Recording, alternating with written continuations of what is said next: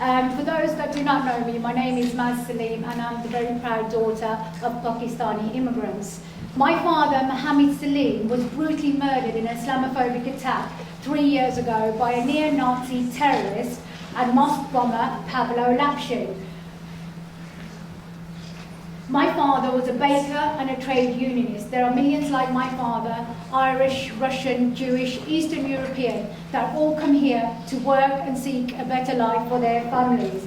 My father worked extremely hard. He did double and triple shifts at the bakery to feed his family. He gave more than he ever received. Racism has always played the role of dividing people, and we should oppose it. This country has been nourished and built by immigrants, and we must never forget that.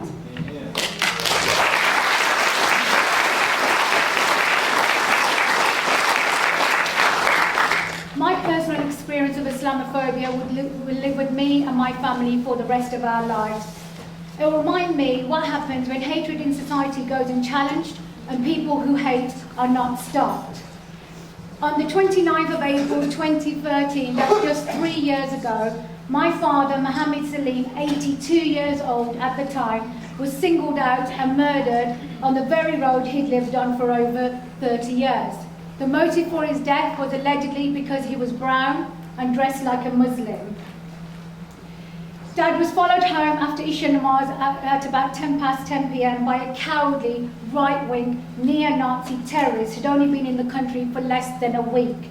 My father was then stabbed brutally from behind 3 times.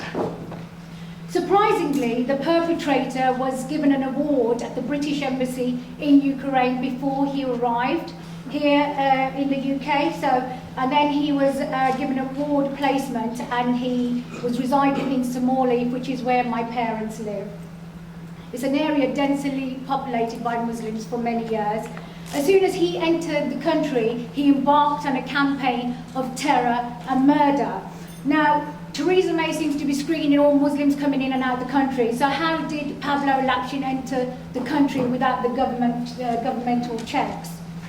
Now, why did he single out Dad? Simply because my dad was a Muslim, a practicing Muslim with a beard, and someone who was devout to following the teachings of Islam by performing the 5 daily prayers. The devastation of the death of our father has been overwhelming. To even comprehend what our father went through, bleeding to death on the road, and trying to understand how someone could have such hatred for an 82-year-old man. The fact remains, my father was targeted for being a Muslim. He's followed home and killed. Lapshin is now serving 40 years for my father's murder and for the 3 mosque bombings in the West Midlands. These are all acts of terrorism.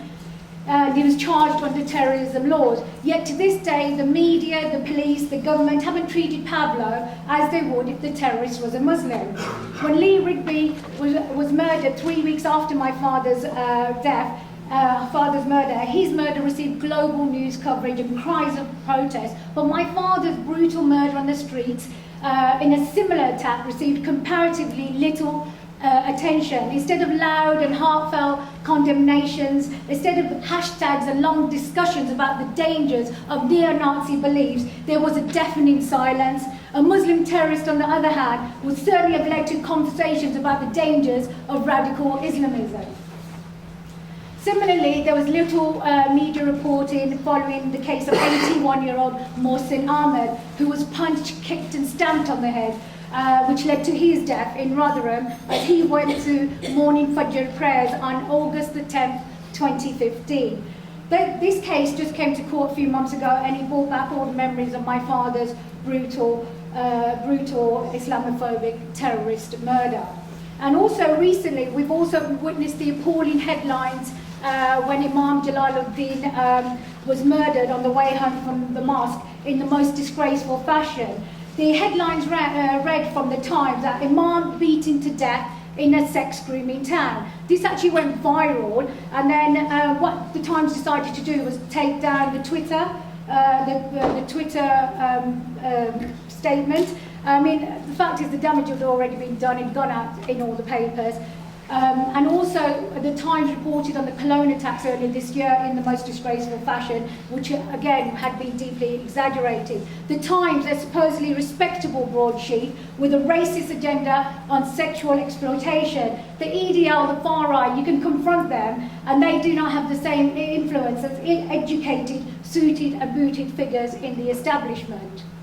Now, we are seeing the rise of bigotry stirred up by Donald Trump and his supporters in recent months has given Islamophobes and far-right extremists more confidence to perpetrate such hate crimes.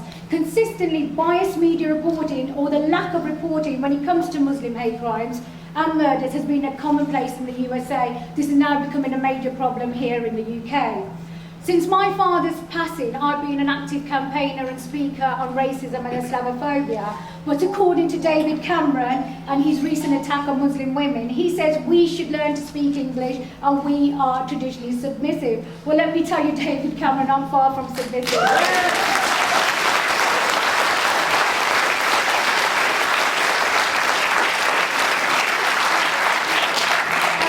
Let's just remember a few points. The vast majority of Muslim men and women speak good English as well as other languages. The majority of Muslims are born here, are educated here, they play sports, they have professional careers and take part in social activities and are fully integrated members of British society. So please, Mr. Cameron, do not tell me I am traditionally submissive. He doesn't know us, he hasn't got a clue about us. It's actually David Cameron who is intolerant with his radical right-wing Islamophobic policies. It's actually Cameron who needs to integrate in society, not us.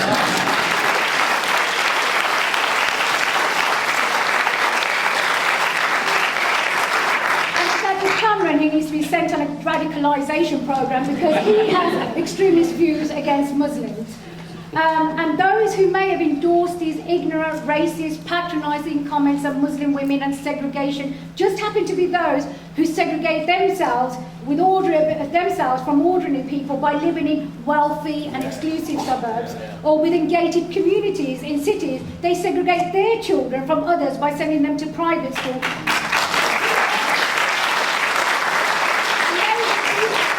If those children grew up and married outside their social class. His policies have actually strengthened institutionalised racism, but he blames Muslim women for not learning English, for their lack of opportunity and lack of equality. He praises our British values, which he says are liberal values. He makes threats that those needing visas He makes veiled threat that those needing visas extended might be removed if they don't speak English. Well, enough is enough. David Cameron's first language is not actually English, it's actually racist rubbish. And he's critical of talking hypocrisy too. It's actually Cameron who needs a language teacher. He needs someone to teach him other than patronising rubbish when he talks about Muslims in general and Muslim women in particular. Cameron's concern is not actually dealing with these issues, he's fueling and adding to the Islamophobia which is burning through the world right now. And as with previous waves of racism, it will persecute his victims yet do nothing to help the situation. Thank you very much.